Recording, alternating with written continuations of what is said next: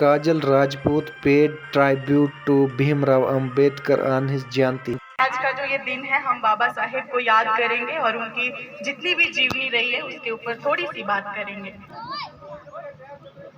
आज हम एकत्रित हुए हैं हमारे देश के महान बाबा साहेब जी को याद करने, उनकी जयंती जो है उन्हें याद करने। यूँ तो आप सभी को पता है 14 अप्रैल को मनाया जाता है, लेकिन उस दिन किसी कारणवश हम एकत्रित नहीं हो पाए, इसीलिए उन्हें याद करने हेतु हमने आज का दिन जो है चयन किया है। आज के दिन का उनके जीवन पर क्या बात करूं, लेकिन थोड़ी सी बात करूंगी और उन्हें मिलकर सभी हम याद करेंगे। बाबा साहेब भीमराव अंबेडकर, उनका जन्म 14 अप्रैल 1891 ईस्वी में हुआ। सभी ने बताया मध्य प्रदेश के महाओ नाम के गांव में हुआ था। उनके पिता राम मौलवी सरकार जो कि फौज में एक सूबेदार थे और उनकी माँ का नाम भीमबाई था। अंबेडकर जी अपने माता पिता की 14वीं संतान थी और आखिरी संतान थे वे अपने माता पिता के। सभी को बहुत अच्छे से पता है, हिस्ट्री सबको पता है। 6 वर्ष की आयु में उनके जीवन का जो संघर्ष था वे शुरू हुआ था। बॉम्बे एल्फिंस्टन हाई स्कूल में जब वे 6 साल के थे उन्होंने दाखिला लिया और वे उस समय पहले दलित समाज के व्यक्ति थे जिन्होंने स्कूल में दाखिला लिया था, क्योंकि उस समय अगर आपको पता है तो उस समय दलित समाज के जो लोग थे उनको शिक्षा से वंचित रखा जाता था और उस समय उस टाइम में किसी एक दलित समुदाय के बच्चे का स्कूल में दाखिला लेना अपने आप में बहुत बड़ी बात थी। स्कूल में तो आ गई, लेकिन स्कूल में बाबा साहेब को भारी भेदभाव और प्रताड़नाओं का सामना करना पड़ता था। उन्हें सभी बच्चों से, सभी विद्यार्थियों से अलग बिठाया जाता था और इवन इतनी भी बात थी कि जो बच्चों को स्कूल में पानी के लिए टंकी बनाई गई थी उन्हें वो इस्तेमाल करने और वहां से पानी पीने तक की भी उन्हें इजाजत नहीं थी। पूरा दिन प्यासे वे स्कूल में अपनी शिक्षा ग्रहण करते थे। बाबा साहेब जी ने सिर्फ और सिर्फ ज्ञान को अपना हथियार बनाया था और परिस्थितियां, समाज की जो रूढ़ियां थी, अकेले उन्होंने उसका सामना किया। बाबा साहेब ने इकोनॉमिक्स, अर्थशास्त्र और राजनीति शास्त्र यानी पॉलिटिकल साइंस में ग्रेजुएशन पूरी की थी और फिर कोलंबिया विश्वविद्यालय से एमए की डिग्री प्राप्त की। पीएचडी स्कॉलर भी थे वे और पेशे से वे एक वकील भी थे। जैसे सभी बच्चों ने बताया है, सभी ने सुना, उस समय के वे एक महान ज्ञानी थे, महाज्ञानी थे वे, और उनकी राय हर छोटे बड़े कामों के लिए ली जाने लगी। लेकिन ये उनका यहाँ तक का सफर बिल्कुल आसान नहीं था, लेकिन वे अड़े रहे। लगभग हर सब्जेक्ट का, हर विषय का उन्हें ज्ञान था।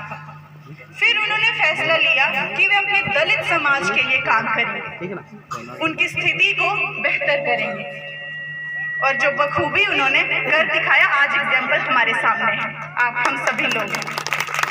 उसके बाद बॉम्बे में उन्होंने अपनी पार्टी का एक गठन किया, अपनी पार्टी चुनाव लड़ा, चुनाव जीता और एमएलए बने।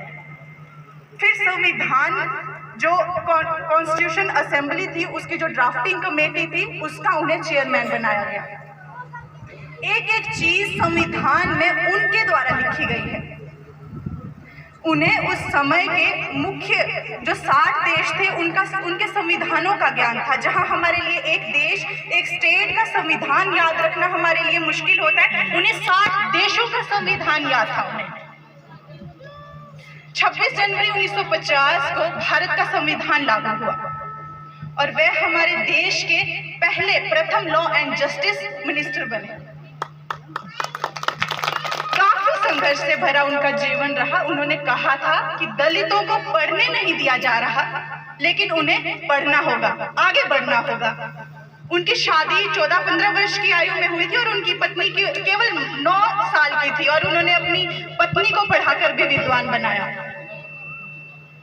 बाबा साहेब ने पूरे समाज से, उस समाज की सोच और रीत से लड़कर एक के बाद एक महान कार्य किए। हमें दुनिया का सबसे लंबा संविधान दिया और अब हमें चाहिए कि उस संविधान की गरिमा को बना के रखना है।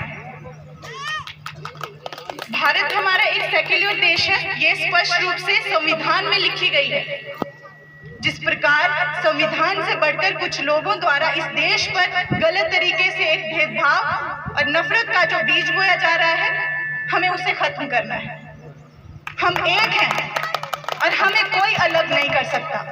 हमारा एक देश भारत महान देश है। जाति पाति से ऊपर उठकर हमें अपने देश की तरक्की के लिए काम करना है और वो तभी होगा जब हम एक होंगे। और मुझे पूरी उम्मीद है कि आने वाला समय हमारे युवा इस चीज को समझेंगे और समझ रहे हैं। ये बहुत खुशी की बात है। हमें एक होना है और हमारे देश की, अगर हमें लड़ना है अगर किसी चीज के लिए, तो अपने देश की तरक्की के लिए लड़ना है। हमें अपने जो भविष्य है, हमारा फ्यूचर है, उसके उज्जवल बनाने के लिए उसे लड़ना है और किसी चीज के लिए लड़ना नहीं है हमें। अगर और वो चीजें तभी होंगी जब हमारी एकता होगी, जब हम एक होंगे। और हमारे देश में इतना सुंदर जो बाबा साहेब हमारा संविधान लिख कर गए हैं, अब सभी को जैसे मैंने बताया कि पूरी दुनिया का सबसे लंबा संविधान है। हमें उसकी इसी तरह से गरिमा बनाए रखनी है और अपने देश की एकता के लिए और अपने देश की तरक्की के लिए लड़ना है। मैं आप सभी बच्चों से यही आग्रह करूंगी। आप सभी बच्चों ने इतनी खूबसूरती से बोला। एक चीज मैं कहूंगी आपसे, मैं खुद भी हिंदी में बात कर रही हूँ, हमारे तहसीलदार साहब भी वहां पर बैठ के बात कर रहे थे कि हमारी लोकल भाषा, हमें उसको ज्यादा से ज्यादा प्रमोट करना है। सभी बच्चे इंग्लिश में बोल रहे थे, हिंदी में भी बोला, मैंने ज्यादातर देखा इंग्लिश में बात कर रहे थे। बहुत अच्छी बात है। जैसे बाबा साहेब को हर विषय का, हर सब्जेक्ट का ज्ञान था। नॉलेज गेन करो, मार्क्स के पीछे भागने की जरूरत नहीं है। जितना आपको नॉलेज होगा, आपकी स्किल की डेवलपमेंट होगी, उतने ही आप लोग आगे बढ़ोगे। मार्कशीट्स आजकल मैटर नहीं करती हैं, आपका ज्ञान आपको आगे लेकर जाएगा।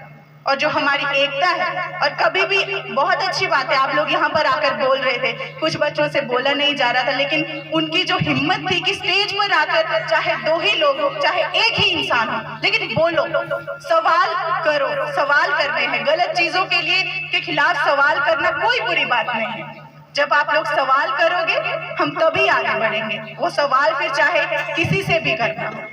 आप सभी बच्चे आगे बढ़े, पढ़ाई करें अच्छे से, और जैसे हमारे बाबा साहेब हमारे देश के लिए काम करके गए हैं, हम भी अपने देश के लिए कोई ना कोई एग्जाम्पल सेट करके जाएंगे। ये प्रण आज हम यहाँ से लेकर जाएंगे। जय हिंद।